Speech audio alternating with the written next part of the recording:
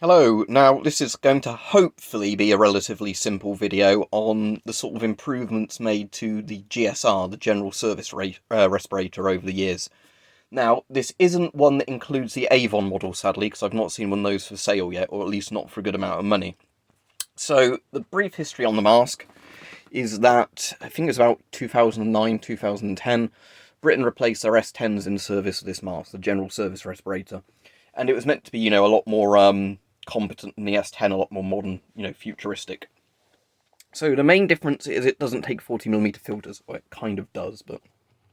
So basically, you might be able to see there is actually a 40mm screw thread under the thing. But basically, how it works is it's designed to take its own specific sort of proprietary filter. And the logic is of this filter is that you can cut the airflow off when the filter's not attached. So as soon as you go to swap a filter, air can't leak in, potentially contaminated air.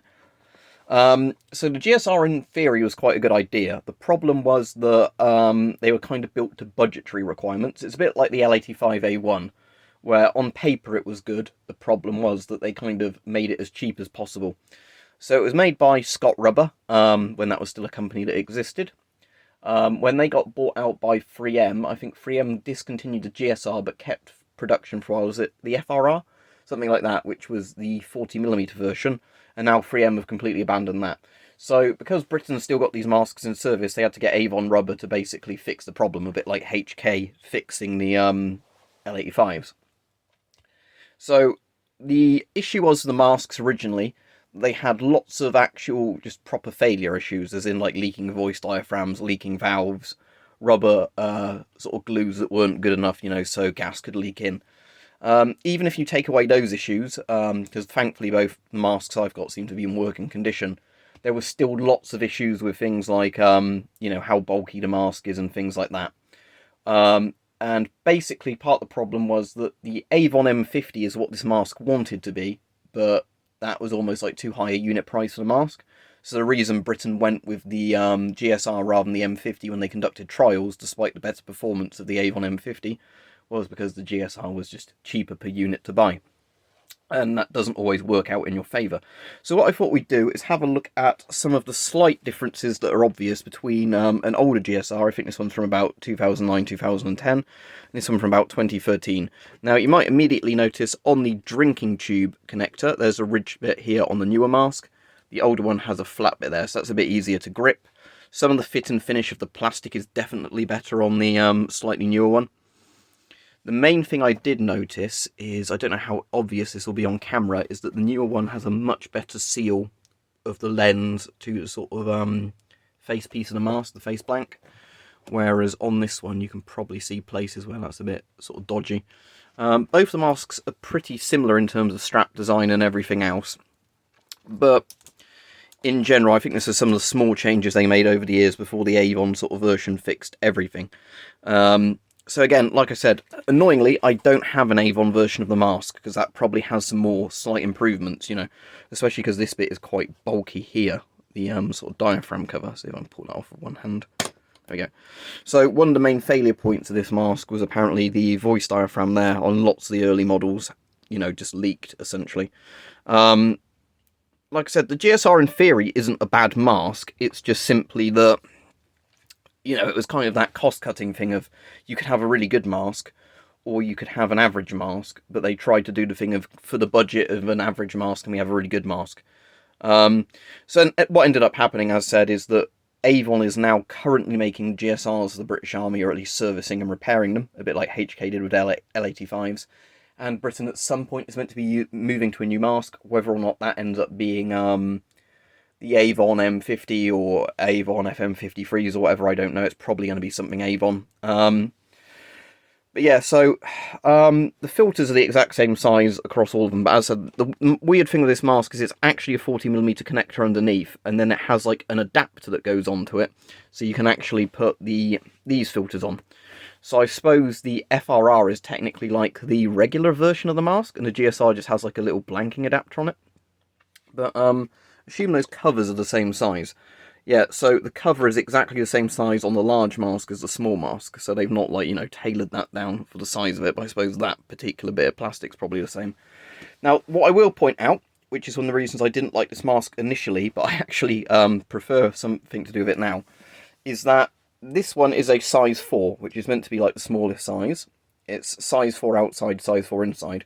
That one's size 2 outside, size 2 inside. What that refers to is basically, you know, like this inner face seal, the size of those sort of rubber bits in there. So, despite the fact in most masks I'm either medium or medium large, there's very few masks I'm large, and I don't think there's any masks that I'm normally in a size small. This mask, for some reason, fits me properly in a size small. So why it uses such a weird sizing system, I don't know. But, you know, there you go. So, as I said, they definitely made these masks improved over the years. I don't know if the, that does look like the same angle of the panoramic lens.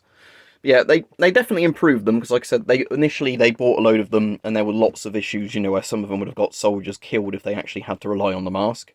They were pretty quickly swapped out for working ones, but that's not a great sign, because, you know, a respirator company is meant to have all of the, you know, testing done so you never get a faulty mask issued to a soldier, because obviously if you find out in a gas situation, CBRN situation, that the mask's broken, it's a bit late, you're screwed. So, as I said, this is kind of like one of those weird masks now where it's being made by the company not originally who made it, with some more design choices. As I said, sadly, I wish I had the Avon one next to this, so we could then look at the improvements the Avon one has. I've found it quite difficult just from looking at images online to see a lot of the changes, but I'm assuming it's just probably stronger parts.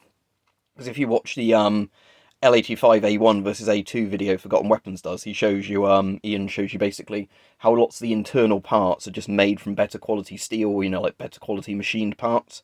So obviously, I think it's probably a similar thing with this, that what they ended up doing was just replacing most of the valves and things with stronger valves and whatever else. So, you know, and probably like the rubber glues and the rubber cements were built to a better standard, because I can already see an improvement between this sort of early Gen 1 and this one, where it's just got a much better fit and finish. But again, you can still see fit and finish issues here. See there? You can see where like some of the rubber glues just kind of leaked down and they've not cleaned it off. Where with most masks you never see that. Again, it's that issue's there as well. Most good quality masks you will not see, you know, issues where rubber's sort of dried funny and then they've not scraped it off or whatever. But there you go. So hopefully you found this a bit interesting, especially for the people who wanted a gas mask video, because I've not done one in a while. That's at least some of the differences I can easily spot between the two generations. And as I said, this would have had the regular filter adapter, I've just taken them off. But as I said, this one at least perfectly seals. There's no actual functional problems with this mask. It's just the fact that it doesn't actually, you know, fit me very well, because it uses a weird sizing. Whereas this one seems to work perfectly as well, has some slight improvements to, you know, quality control, and is actually my size, so it's actually useful. That one will make an airtight seal to my face. It just won't actually, you know, be very comfortable, as in, you know, peripheral vision isn't very good and everything else, because it makes an airtight seal, but it's definitely not the right size for my face, which is also quite uncomfortable. Whereas this one feels like it'd be a lot more comfortable to wear for longer. And again, it's like I've complained about lots of times before, what they really should have done is maybe use the FM12 as a stopgap if they wanted to replace or, you know, continue with the S10s to a slightly higher standard, and then gone for a proper brand new mask, like maybe an Avon M50 or FM53. But again, Britain did the mistake lots of countries do of basically trying to get the most out of their money, but not in an intelligent way. So it ends up being, who can we pay the least amount of money to do this job, which generally means you have problems. So yeah, these are actually turning up, at least these versions, the small ones, for like £40 on UK eBay now, which is much better than like the £100 odd I paid for one of those originally with all the kit, although that was when the mask was pretty new. But yeah, if you're getting a size 4 one that's been in service for like 5 years and then been retired, and size 4 fits you, then I think that's actually a pretty damn good price. Because like I said, there's a lot to like about this mask. It's just a shame that they didn't, you know, completely polish it up and make something much better.